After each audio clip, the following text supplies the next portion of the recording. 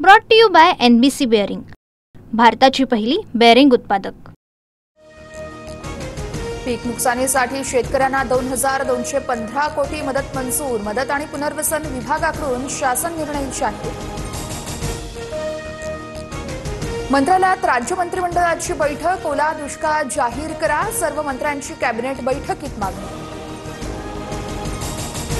मुख्यमंत्री फडणवीसांनी सर्व जिल्हाधिकाऱ्यांकडून पूरस्थितीचा आढावा घेतला। जलसंपदा विभागाला आवश्यक ती खबरदारी घेण्याच्या सूचना। मुख्यमंत्र्यांची माहिती।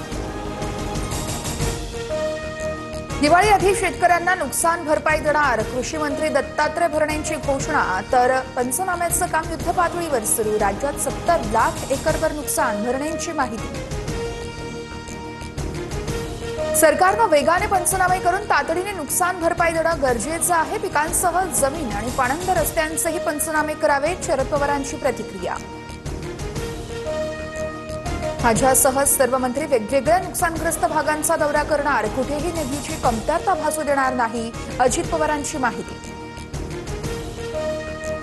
जाहिरात बाजीवर पैसा उधळण्यापेक्षा आपत्तीग्रस्त शेतकऱ्यांना तातडीने मदत करा, ठाकरेंचा सरकारला टोला। तर 2 दिवसात उद्धव ठाकरे धाराशिवचा पाहणी दौरा करणार, पूरग्रस्तांना मदत करा, उद्धव ठाकरेंच्या शिवसैनिकांना सूचना।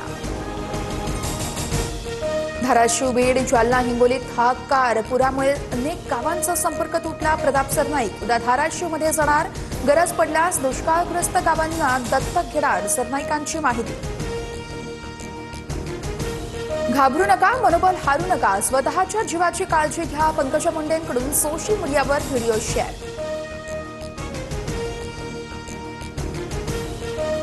राज्यावर 9 कोटींचं कर्ज तर 9 लाखांचं कर्ज असल्याची माहिती। राज्य सरकार मराठवाड्याला किती मदत देतील याची माहिती नाही, संजय राऊतांची टीका। मुसळधार पावसानं मराठवाड्याला झोडपलं, वेगवेगळ्या घटनेमध्ये 5 जणांचा मृत्यू तर 72 जनावरं दगावली। शेतांना तलावाचं स्वरूप, नुकसान भरपाईची मागणी। सोलापूरमधील वाकाव गावाला पुराचा वेढा, 2000 पेक्षा अधिक लोक अडकल्याची माहिती। माढा तालुक्यातही पूरस्थिती, पिकं पाण्याखाली गेल्यानं शेतकरी संकटात। ओला दुष्काळ जाहीर करा, शेतकऱ्यांना सरसकट हेक्टरी 50,000ची मदत करा, योग्य वेळ असल्यानं कर्जमाफीही जाहीर करा, रोहित पवारांची ट्विट करत मागणी। बीड जिल्ह्यात जोरदार पावसाचा हाहाकार, पुरात अडकलेल्या 18 लोकांना सुखरूप बाहेर काढलं। NDRF कडून अडकलेल्या नागरिकांचं बचाव कार्य, गिरीश महाजनांकडून पूरस्थितीची पाहणी। अतिवृष्टीमुळे 34 ते 36 लाख हेक्टर पाण्याखाली, तातडीनं शेतकऱ्यांना हेक्टरी 50,000ची मदत करा, वडेट्टीवारांची मागणी। जालन्यात मुसळधार पावसामुळे सुखना नदीला पूर, शेतांना तळ्याचं स्वरूप, घरांमध्येही पाणी शिरलं, पिकांचं मोठं नुकसान। रस्ते चांगले करा, मुख्यमंत्री फडणवीसांच्या पुणे पालिका आयुक्तांना सूचना। मुख्यमंत्र्यांकडूनच पुणे पालिका आयुक्त नवल किशोर राम यांच्याकडे खड्ड्याची तक्रार।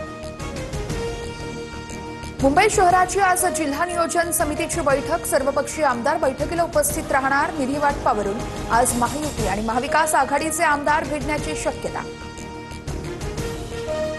छत्रपती संभाजीनगरमध्ये कार समोर लघुशंका केल्यावरून वाद, स्कूटीवरील तिघांकडून दोघांवर गोळीबार, MIDC सिडको पोलीस ठाण्यात गुन्हा दाखल।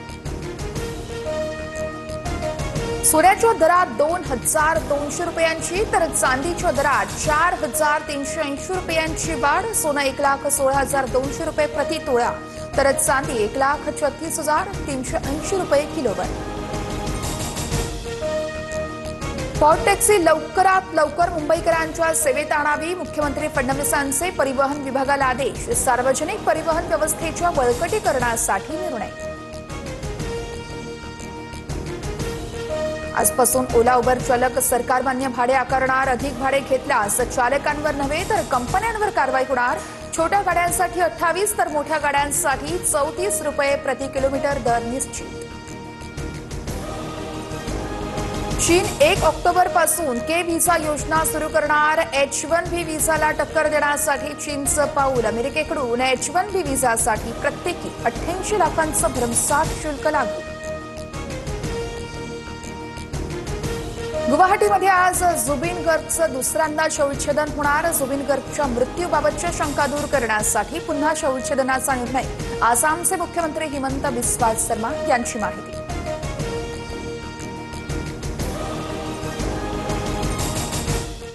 Brought to you by NBC bearing, भारताची पहिली बेअरिंग उत्पादक.